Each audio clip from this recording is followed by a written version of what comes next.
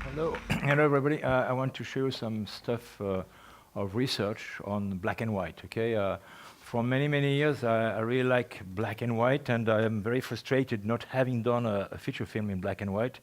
So I'm trying to test a lot of tools with this. With any type of camera, and I had the luck to have the VariCam LT. And VariCam LT is an interesting camera because you can get rid of the infrared cut filter.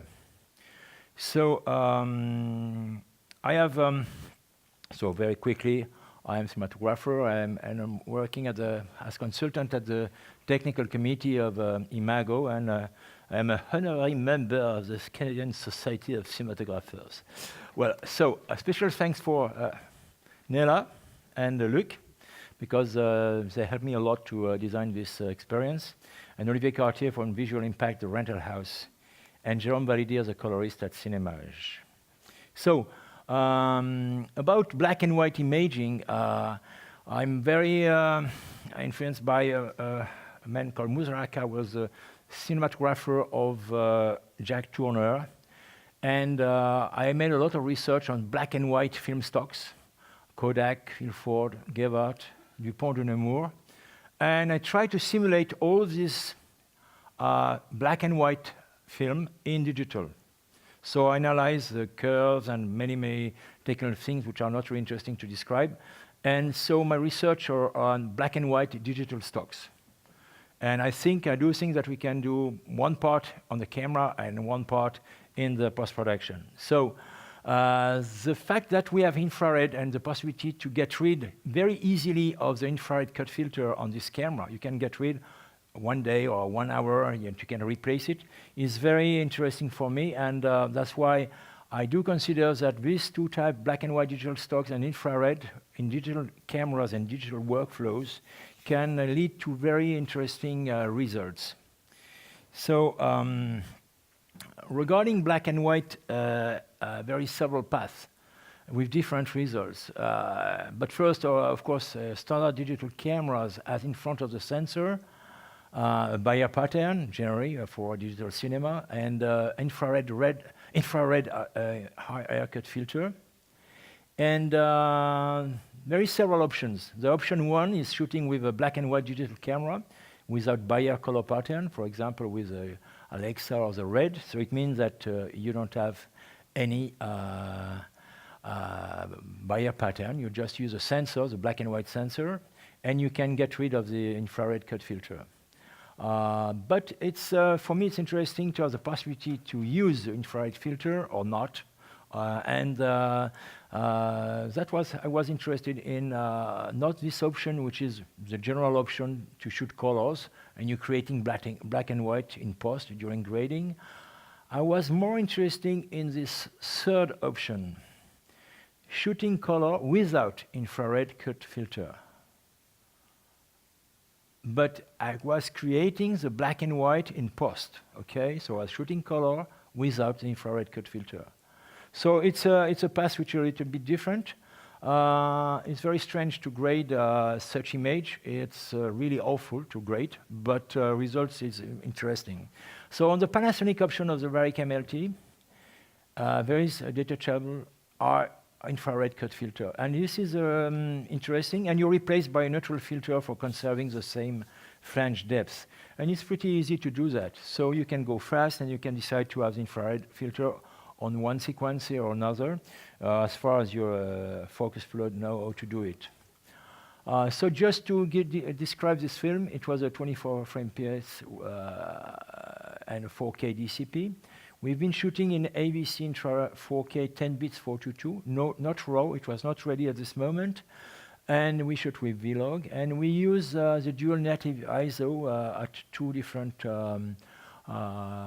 style with 800 at 800 ISO native, and at 5000 ISO I only use for two shots, 1250 and 2500.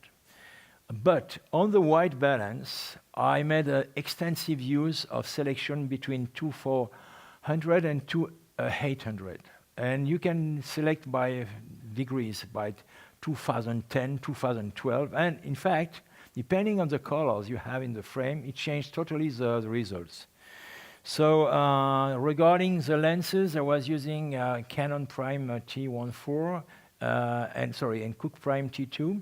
And I was using for the monitoring, I was using the Transvideo Starlight and the Transvideo Rainbow for the focus puller, and the Starlight I use for check on the vector scope about the color. So Escapade is directed by Ben Elia, and I just want to tell you that it has been we made some tests by day, and we decided to shoot by night with a young actress and the Eiffel Tower. I'm going to try to explain you what I did, in fact, but first of all, I always try when I'm testing a camera to have some motors, and the first one was to have the importance of controlling colors for the grading. So I have to make some choices. And we wanted to also have the smallest crew to get more time to shoot, because we had a constraints. We were shooting during the European Football Championship in 2016, this year, and there is some heavy security checks in Paris, restricting road traffic around the Eiffel Tower. So it was very hard to reach with a car the Eiffel Tower. So we decided to work with some backpack and a minimum crew. And the team was the actress, the director, the cinematographer, myself, a camera operator, a focus puller, and props. And no gaffers. I was the gaffer and the cinematographer. I'm very old, but I can do that. So the idea was to work with a minimum of equipment, an HMI 200K from 5600. And some LEDs. That's all. We had only this equipment, and we want to give the colorist a maximum of room to handle the hues of colors. So, in fact, the idea was to use the white balance. So it means you can create your own specific, like in many cameras, you can use your specific white balance, but the interest of many cameras nowadays, and in this camera it's open, you can create your correction in magenta and green. I would say that in the future, I would say that if you want to make a black and white, I would have liked to go to plus 50 or plus 80, because I'm going to explain you why. Because, for example, on the vector scope, if I deliver this kind of image for a colorist, it's not so easy to handle. If I give this type of image, I have more room to go faster in terms of enhancing the colors I want. So for example, for this image, you see the green here of the trees. It has been created only to select the white balance and the green selection at plus 30. And you see, I only put here just an ELA of 15 watts. So it's not very big to lit all these trees. When I was looking in the camera, I didn't see a lot of things. So in my viewfinder, but in fact, the information were there. So for example, under the bridge, to get this image, we started from this image, okay, with very strange colors of the Eiffel Tower. Believe me, you will never see the Eiffel Tower like this. And we made some selections, and we make some grading just to give the contrast and to have more information coming from the yellow. We enhance only the yellow, and we enhance the stars because we made a selection very easy because of the infrared cut filter out of the camera and this white balance. And we went from this to arrive to this type of image. So for example, this is the chrominance selection on another shot. This was the image. And we make this selection, and the fact I push the white balance selection, I can go very easily to select this image. It could have been very hard if I have shot with a black and white camera without pattern, without a Bayer pattern.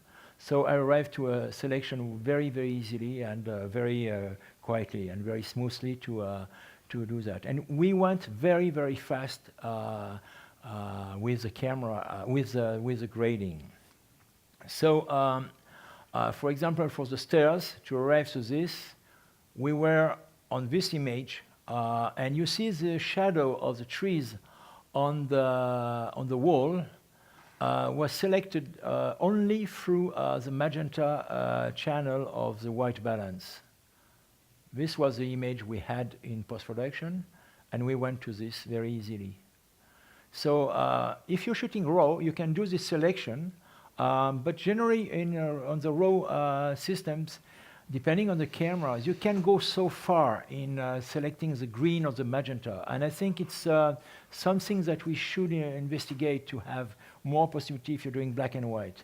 So filmmakers, cinematographers, colorists, what do we want? And this is Imago request.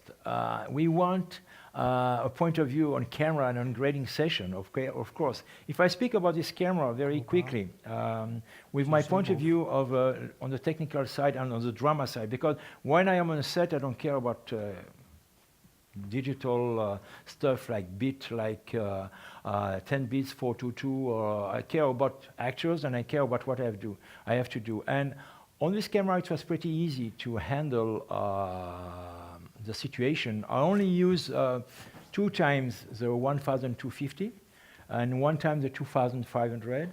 And I have to say that I was very surprised with a 10-bit 422 system having so less noise. So I think the color science is very well done because I was at the limit of having no information in the low light. And I think my friend Antoine will say you certainly similar things. And I push in the grading session, we push very far away without having 444 RGB or RAW. And I was pretty impressed by the quality of this recording format. So for me, it's important to speak about a little bit about this point of view. But to speak about the future, and as member of the Imago Technical Committee, knowing that we have this format, knowing that we can do such things, come from the fact that we are able nowadays to exchange with manufacturers and to find solutions, to tell them what we need, what we want, and what we want from manufacturers. We want maximum of control on the workflow. We want friendly, simple menus, and if you need to open the black box, okay, we want the maximum of open parameters on the camera. That's the request that we have in many manufacturers. And I have to say that on this camera, it's a very good start to open the black box. Thank you. And if you want to have if you have some questions, it will be a pleasure. So this is just by taking the infrared actually effective. Yeah, just smooth light, and I put a lot of diffusion. If I remember, it was the famous parachute from Lee Filter, the parachute net. I don't remember the name of that. I use a lot of. In fact, I use a lot of diffusion on the lamps because it was too strong. Yeah. Thank you. Good. So I was impressed by the quality. Even at 800 ISO, I had a lot of information without need of more lighting equipment.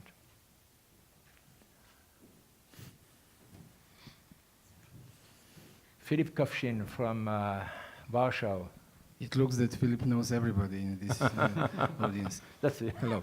I have a question regarding different ISO levels. Did you find any differences when using a system without IR filters on it? When, for example, shooting 800 comparing to 5000 on the skin tones? Thank you. To be honest, when you're getting rid of the infrared filter, the skin tone is very strange. So I can't answer this question because honestly, when I was grading in color, skin tone and all the color was totally flashy and totally different than what you're used to do. So I can't speak about this. I made some tests on the VariCams 1.5 years ago between the difference on 800 and 5000. I didn't see a lot of difference. Did you? So I can't answer such a question. I think it's a very interesting test, certainly, but you know, it was very intuitive because I use only a small monitoring from transvideo, the Starlight with a vectorscope. And if I saw that I was able to enhance a hue of colors, I took it, even if it was totally strange, because the fact that we are shooting in the streets with sodium and mercury lamps, if they are not giving a regular spectral response. So what I did was very intuitive, and as far as I give more possibility to the colorists, it was fine for me. Any other questions? More questions? Okay, thank you very much. Thank you.